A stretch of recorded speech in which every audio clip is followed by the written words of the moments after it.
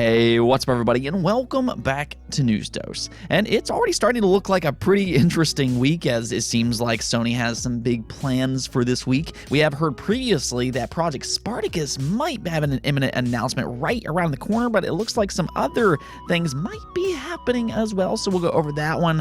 Plus, Xbox has found a new way to sell the Xbox Series X. It might make it a little bit easier to get from this point forward. And then on top of that, a big series looks to be releasing sometime soon on the Nintendo Switch, or at least according to some recent rumors. So yeah, pretty much a little bit of everything is happening right now, so we have a lot to go over today. Per usual though, if you do enjoy the video, make sure to hit that bell notification, subscribe, and like button. It does help out the channel a ton, and I greatly do appreciate it. Other than that though, let's just go and jump right into things, starting off with a trademark that has caused a lot of speculation online, and obviously this is for a game that fans have been asking for a very long time, right?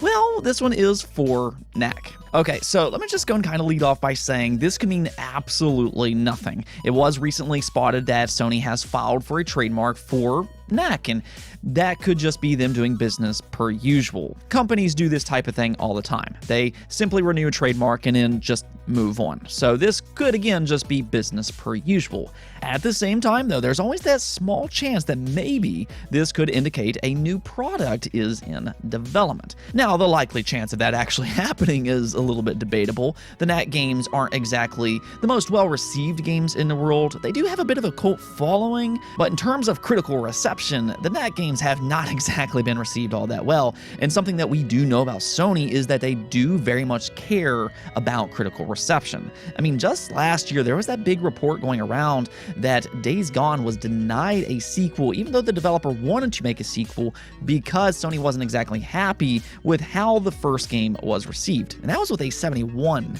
overall score. Now, Knack, the original game, actually received a 54 overall score. It did surprisingly get a sequel, and it did improve on things, but even then it was a 69 overall score. So with all that in mind, it would kind of surprise me if they did end up announcing a Knack 3, but something that I could see happening is that Sony could end up revealing that heavily rumored Project Spartacus later this week, and then they could announce that Knack 1 and 2 will be available in the service. I could very much see something like that happening. Now, actually, speaking of Sony, it sounds like that they might have a big week planned. It is starting to sound like that there will be some very exciting announcements coming from PlayStation throughout the week. Obviously, Knack would be the biggest and most exciting potential announcement here, but beyond that, there's some other things happening as well. Of course, last week we talked about the quote-unquote Xbox Game Pass competitor, Project Spartacus. It is being reported that it might be revealed as early as this week, but it sounds like that they might have even more planned than just that. Now, this is coming from the well-known Greg Miller over at Kind of Funny Games, where he announced that his popular podcast, PS I Love You XOXO, will be delayed this week due to some very interesting rumors that he has been hearing. You can actually take a look at his official announcement here, where he said, "Man, looking like it might be a very interesting week for PlayStation if even one of the 3 rumors I've heard is true. As such, we're going to delay recording PS I Love You XOXO until Thursday." So the fact that he is actually delaying his podcast because of some of the things that he's been hearing that could be announced this week, yeah, that is incredibly exciting. And because he's only delaying his podcast until Thursday, I assume the hope right now is that we will be getting those big announcements here in the next couple of days. Though I will say this, if they do announce some of this stuff through a PlayStation State of Play, they do typically hold that on Thursday, so we'll see how all that works out. But nonetheless, it is starting to sound like that we are going to have some big announcements throughout the week for PlayStation. I think the first assumption obviously is going to sit with Project Spartacus. We should finally, hopefully, get to see this for ourselves and see if it really is a worthy quote-unquote Xbox Game Pass competitor. I'm still not exactly sold on that. I talked about that last week, but there's also some other rumors floating around as well. We could possibly see a reveal for God of War Ragnarok as an example. That would be very exciting, especially if they confirm that it will be releasing sometime later this year. And then last but not least, there has been some rumors going around that they might have acquired another studio. Now, take that with a huge grain of salt. This is just some things that are floating around right now. I'm not saying that it's going to happen or anything like that, but nonetheless, gear up PlayStation fans, because some exciting things seems to be coming sometime here soon. Let's go and talk about Nintendo here for a moment though, because GameIndustry.biz just put out some UK sales numbers, and Kirby and the Forgotten Land got off to a very fast start over in the UK. Now, this is really something that we have been seeing the entire generation with the Nintendo Switch. It doesn't really matter with what franchise, that Switch effect seems like it is a very, very real thing. And what I mean by that is that pretty much any franchise that Nintendo brings back for the Switch, if they put any meaningful time into that game and actually make it into a good game, it will absolutely, time after time, become the best-selling entry in the franchise. And once again, we are seeing the same thing with Kirby and the Forgotten Land. So it is now being reported that Kirby and the Forgotten Land has topped the UK box charts in its first week, comfortably beating Tiny Tina's Wonderland, which released on the exact same day. Now that is really interesting alone, considering that Tiny Tina's Wonderland, this is a Borderlands game, that is a popular franchise, it's also multi-platform, yet Kirby and the Forgotten Land, which, by the way, Kirby is not a big franchise in the UK, but still, with all that in mind, it comfortably beat Tiny Tina's Wonderland, which did come in at second place. Kirby and the Forgotten Land, though, which is the first 3D Kirby game, it did so well, though, that not only was it the biggest launch for the franchise ever in the UK, but it actually sold 2.5 times the number of copies in its first week as the previous best entry, which was Kirby Star Allies. Yes, this is a very, very impressive launch for Kirby and the Forgotten Land. And this is why I think Nintendo, they need to branch out a little bit more this generation and bring back some of their smaller franchises. This really has become a trend throughout the generation where some of their smaller franchises, they are getting so much more recognition than what they have in previous generations. You take a look at something like Metroid Dread, and while they haven't officially announced it yet, it does look like Metroid Dread will become the best-selling entry in the entire Metroid franchise. Then you take a look at something like Super Mario Party. Now, the Mario Party games have done well in the past, but with Super Mario Party, which I think it kind of threw Nintendo by surprise, considering they didn't even really have online play with that game until like years after it released. But that game went on to sell like 15 million copies worldwide. Now we've gotten Mario Party Superstars, which is a much better overall game, but that is another franchise that has heavily benefited from that quote-unquote Switch effect. And now here, once again, we are seeing something similar happen with Kirby. I know that a part of this is because it is the first 3D entry in the franchise, but yes, I do think that Nintendo, they need to branch out a little bit more, bring back some of these older IP to the Nintendo Switch and see if that Switch effect can keep working its magic. Bring back certain franchises such as, I don't know, Kid Icarus. Kid Icarus Uprising was so good on the 3DS, and I think it has a lot of potential for a Nintendo Switch release, but nonetheless, it is really nice to see Kirby and the Forgotten Land have so much success this early on. Now, we also do have some very welcome Xbox news to talk about today, as this has really been a big topic throughout the entire generation, but the Xbox Series X and the PlayStation 5, both of these platforms have been very difficult to get throughout this generation. They're high in demand, low in stock. Now, the Series S, that is a little bit easier to get, but with the Series X specifically, it has been a little bit more challenging to get.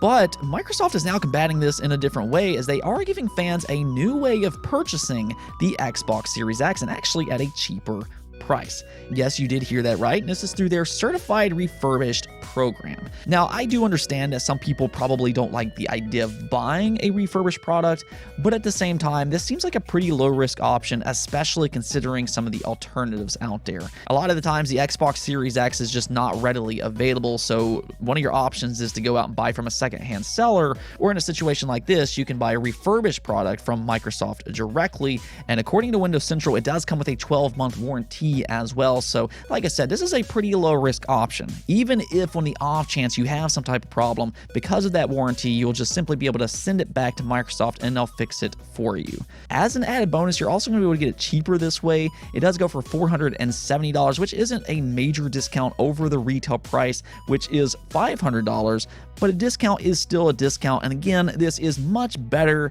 than the alternative. I actually went to eBay to check out the prices over there. It does still look like the Xbox Series Series X goes above market price on places like eBay. Yeah, you're looking at a nice little improvement there as well. It, however, is important to note, though, that they do require you to get a digital game of your choosing and also a controller as well, bundled along the refurbished Xbox Series X, so that will increase the price a bit here, but even then, it still comes out cheaper than buying a second-hand on places like eBay. Overall, though, I like what they're doing here. This offers another option for fans to purchase the Xbox Series X. It's a good way of combating some of the low stock issues out there, and I just think that this is a much better alternative than buying these consoles second hand. Now, as for the quality when it comes to Microsoft's refurbished products, I cannot speak on that directly as I've never purchased one of their refurbished products, but if you have had any type of experience with that in the past, let us know in the comments below, but otherwise, I will leave a link in the description. Currently, the Xbox Series X Refurbished Edition is in stock, so hopefully that still will be the case by the time this video goes live. Back to Nintendo, though, we do have one more topic to go over, though this one is a rumor. Nothing is confirmed as of this moment, so do keep that in mind. But according to a Call of Duty leaker by the name of Ralph's Valve, Activision is reportedly considering bringing over the popular, very, very popular Call of Duty franchise to the Nintendo Switch. Yeah, after all of these years, it's starting to seem like there's a growing chance that Call of Duty might be heading over to the Nintendo Switch. We'll kind of get back to that here in just a moment, but let's just go and take a look at the statement made by Ralph's Valve. Over on Twitter, he states, Activision are reportedly considering releasing remastered Call of Duty titles repurposed for newer consoles to fill out the empty space between premium Call of Duty titles. World at War, Call of Duty 1 and 2, backwards compatibility for Call of Duty 4 Modern Warfare Remastered are currently what's in conversation. Everything else was described by an associate as complicated. Addressing the confusion, Modern Warfare Remastered is supposedly coming to Nintendo Switch, its first introductory into the Call of Duty franchise for the console. Now, one of the reasons that this is so interesting is because it kind of aligns with what Microsoft wants to do. Microsoft's Brad Smith actually said this earlier in the year. We'd like to bring Call of Duty to Nintendo devices. We'd like to bring the other popular titles that Activision has and ensure that they continue to be available on PlayStation and that they become available on Nintendo. So even back then, it was really interesting to hear Microsoft publicly say that they would like to bring some of these games over to Nintendo devices. But now here with these most recent leaks, before the acquisition has even been completed, it looks like Activision is considering this as well. So this could be happening sooner rather than later. It has been kind of interesting how this acquisition has kind of played out, though, because some of the things that Microsoft has wanted, they alluded to the idea of wanting to get away from annual Call of Duty releases. They wanted to release Call of Duty on Nintendo platforms, and now all of a sudden we're seeing Activision carry out some of those Microsoft wishes. That is really interesting, but more importantly, this is really big news for the Nintendo Switch if this does indeed happen. No, it might not necessarily be the most brand new Call of Duty game in the world, but at the same time, these are classic games for a very good reason.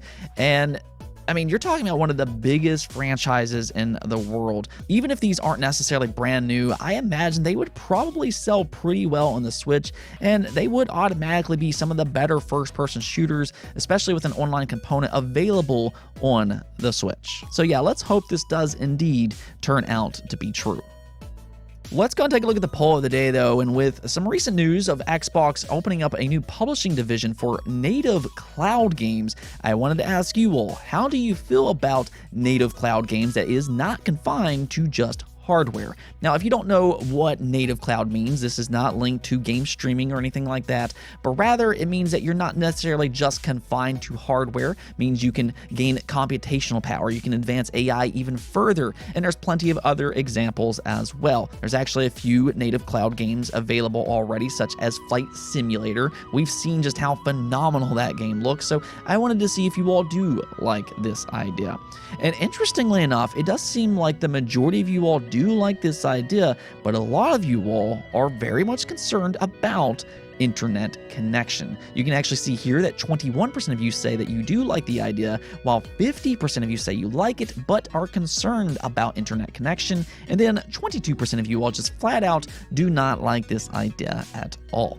So yeah, it does seem like most of you all at the very least are interested when it comes to native cloud games. Though I think developers here, they're going to have to kind of really sell people on this idea. They're going to have to show plenty of examples of why these native cloud games are a good thing. Now, we've seen that with Flight Simulator, and that game looks absolutely exceptional.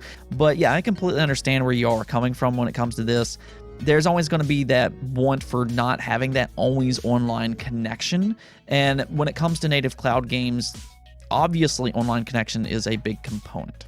So that's why I kind of think developers, they're going to have to continue to show why the power of the cloud is so important, why it's such a cool technology. And I think that if they show enough examples, maybe then gamers will be a little bit more on board with this whole thing. But it's kind of one of those prove it things first. Anyways, though, that's it for this episode. But if you liked the video, don't forget to bell notification and subscribe button for more content just like this. Also, if you'd like to support the channel through Patreon, thank you for making this content possible. Peace out.